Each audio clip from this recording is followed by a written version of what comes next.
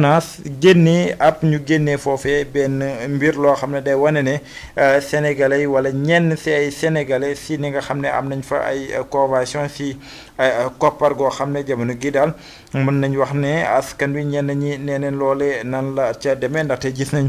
contrat yañ ca wane moo di Tange Tandian moomee am na 8 millions si loo xam ne contrat ak LONASE wala convention Mati 3 Pommes 5 millions Cheikh Mbacke Gadiaga 15 millions Mame Gor Diazaka 8 millions Niakharañ Lo 8 millions Diop Fall 20 millions Madiambal Diagne 15 millions Ndiaw Fall 15 millions Bour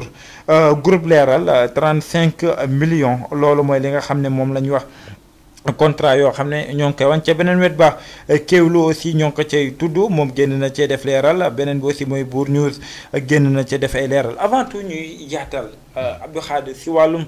nekk si taskatu xibaar presse bi ak ni muy demee ndax tey média am na droit am convention ak yenn béréb yoo xam ne ñoo ngi si réew mi di Sénégal. oui lu mën a nekk la ñenn ñi nag nee nañ convention moom bu ko kenn wax ndax amul. maintenant am na service de l'État yi nga xam ne mën nañu solliciter les médias pour gën a rendre public leur action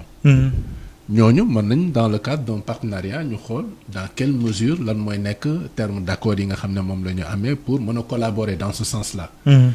maintenant par rapport à ça man damay jàpp ne c'est un peu les conséquences au-delà de l'aspect politique les conséquences du retard de l'assainissement du secteur de la presse ñi ngi fi tudd nii ñëpp bu fekkoon ci réew mu normal la ñuy on parle des millions de man nee naa gars yi lan moo tax amaguma convention ba tey dafa ndànk rek c'est-à-dire que millions yi nii ça signifie rien du moment où dañ ko def foo xam ne waruñu ko def faa def c'est-à-dire que mbir balaa nga ciy jariñu dëggantaan mu doon loo yelloon li muy wane mooy le retard qu'il y a dans l'assainissement de la presse parce que ñi fa tudd nii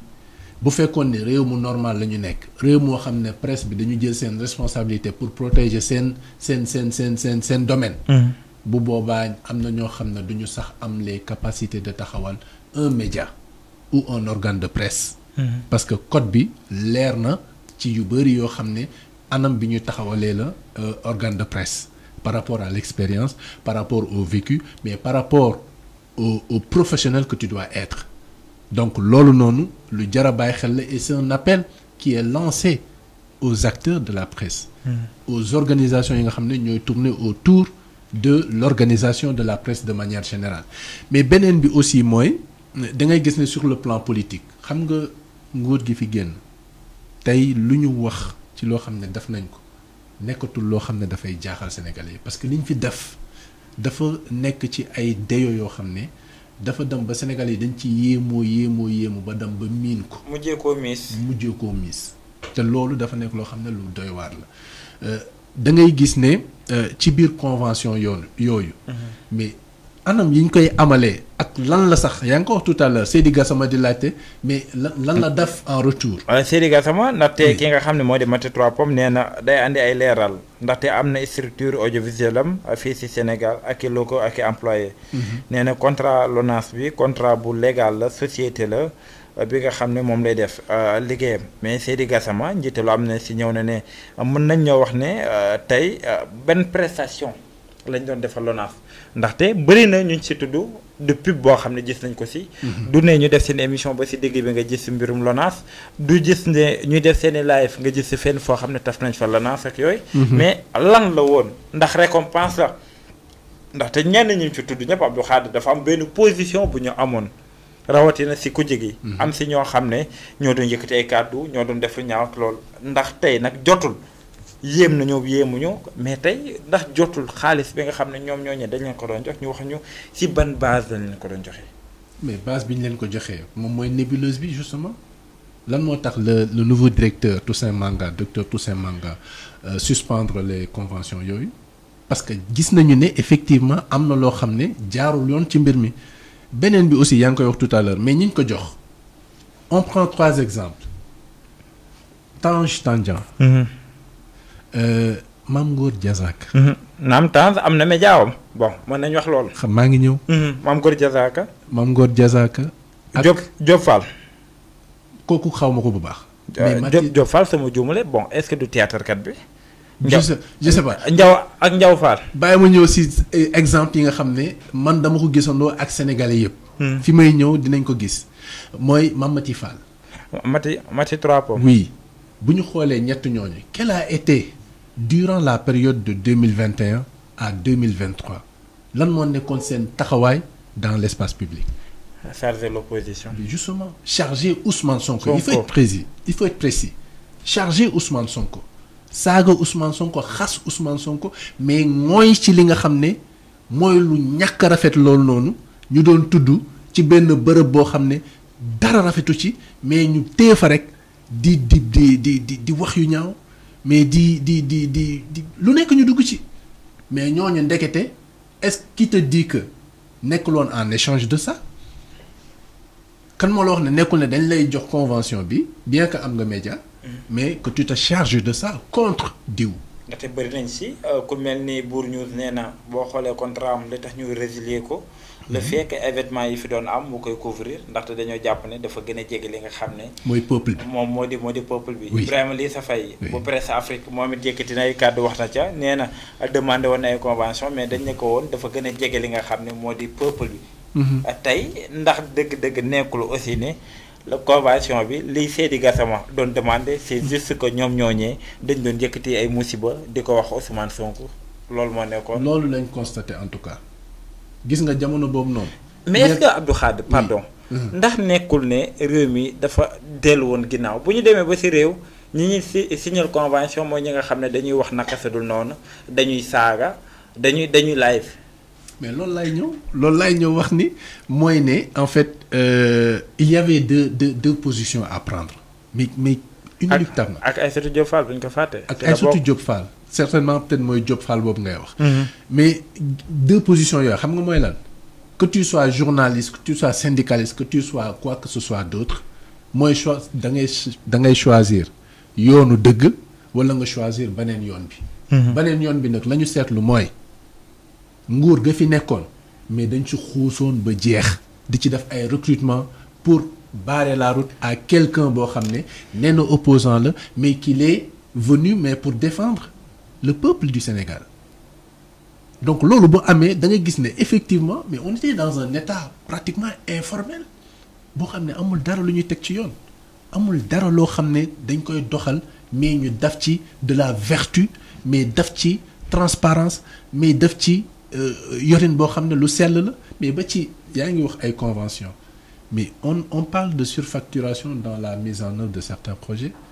mais on parle de dilapidation des ressources financières de ce pays mais on parle de détournement de deniers publics mais on parle de recrutement yoo xam ne c'est de recrutement politique ci ñoo xam ne amuñu benn xeetu compétence ñoo xam ne dañuy xëy suba ba ngoon toog seen kër mais à la fin du mois ils reçoivent leur salaire mais réew moom noonu ban xeetu réew la kon lii bu amee du ñu jaaxal moo tax justement le sens de l'acte du nouveau directeur général de la LONASE et c'est dans ce sens-là où s'inscrivent les nouvelles autorités parce que mais justement jub-jubal jubbanti boobu réew boo ko yóbbu ci biir Afrique wala ci àddina bi leer na ma ne jub-jubal jubbanti boobu am na sax ay dëkk tubaab yoo xam ne ñu ngi koy doxal parce que mënuñu fa accepter leneen lu dul transparence dans le cadre de la gestion des affaires publiques ñii ñuy seetaan nekk à l'extérieur ñu ngi ñuy déglu mais ban xeetu détournement yu mel nii wala yenn xeetu malhonnêteté des pratiques malhonnêtes de ce genre-là la ñuy gis à l'extérieur amul mais Abdou Khadre li mu gis wala boo ko defee mu am lu la ci fekk mais si saa si amul dem te ñëw mais Abdou Khadre li mu gis yëpp si réew mi boobu ak tey bi ñuy faloo ma ne bu fi Amadou Ba nekkoon continuité boobu ak tey réew mi fan la jëm jar na laaj de peut-être continuité bi mën na am beneen yoon. bu continuité amoon convention yi day gën a am ndax ñi saaga ku jegi ñooy am. c'est un des symboles. mais est-ce que tey aussi symbole du système. est-ce que aussi Ousmane Sonko neewoon nañ ko dafa jug pour taakale presse bi dafa jug tey ngir damm seen doole mais tey bu ñu gisee lii Ousmane Sonko mi joxoon ndogal. wala ndigal ñi nga xam ne mooy ñenn ñi yor structure état ne leen. nañu dagg bépp convention. ak li nga xam ne jamono gi mën nañu wax ne Toussaint Manga tàmbali na ko def ndax Ousmane Sonko aussi amul dëgg ne fi ñu toll nii jot na ñu dagg lépp ñu xam kan mooy kan. daggale bi xam nga ci lan la wéeru. pour leeral xam nga boo ñëwee fekk réew moo xam ne nam doon doxee dafa bëri ay manquement ay failles ak yenn doxalin yoo xam ne du dëgg du yoon doo ñëw nag ne da ngay tàmbalee sur la base de faux wala de loo xam ne dafa ni mu gàkk bi dafa tër. xam nga luy tër lu tilima ba jéggi dayoo nga bëgg a tàmbalee ci loolu non c'est-à-dire booy commencer da ngay commencer si ndap lu set ndap li nag balaa muy set il faut nga raxas ko nous sommes au stade de raxas justement. il faut que ñu raxas ba mu set bi mooy attends la mbir yi daan doxee na lépp taxaw ñu xool lu ci ne lan moo ko wundu lan moo tax muy doxee ni lan moo tax bu ñu demee ba pare ci saytu googu noonu mais ñu mën a xam en fait naka la ñuy def ba mbir yi avancer tu vois. donc loolu noonu bu amee donc c'est tout à fait normal que mais ñu saytuwaat mbir yi. te beneen bi aussi c'est vrai man je suis pour que tout le monde paye des impôts yow miy toog nii da ngay fay impôt. man mii nii damay fay impôt te des fois nag impôt yi ni ñu la koy daggee nga am noo ci contester mais da ngay contester avec toi-même. parce que li ngay contester munoo ci dara par force da ngay fay fépp lañ lay taxer. mais attends c'est-à-dire il faut pas que nga am benn entreprise mais tu gagnes tu as des revenus mais que tu ne payes pas l'impôt donc il faut que ñu am aussi cet esprit-là patriotique le sacrifice pour notre patrie. sacrifice boobu dafay tàmbalee ci yaa ngi liggéey ci réew mi créer la les conditions du développement de ton entreprise ba pare doo fay impôt c'est le minimum que tu peux faire l'État ne te demande rien d'autre. L'État souhaite même ton développement pour que nga gën a mën a contribuer au développement économique du pays mais li nga xam ne moom nga war a warloo ak askanu Sénégal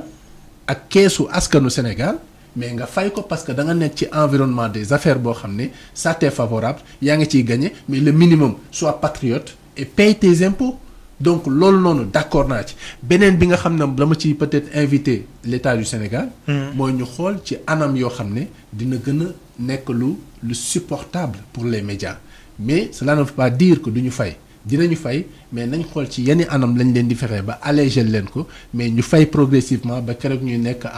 à jour parce que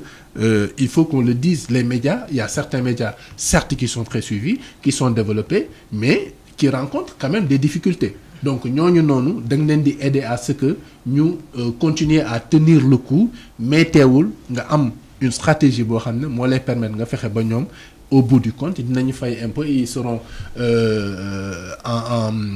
en phase ou peut-être en règle avec le fisc. jërëjëf xam naa ne si ponk bu mujj bi lañ koy jeexalee moo di nomination yi nga xam ne tàmbale ne daam xam naa ne aussi askan bi mën ngeen dugg ngeen joxe seen xalaat ngeen woote par rapport ak si nomination yi nga xam ne moom la ñuy wax Abdou Khadre moo di nomination papa yaay doom moo di nomination bi nga xam ne moo di Sophie Nzinga rawatina waajuram bu jigéen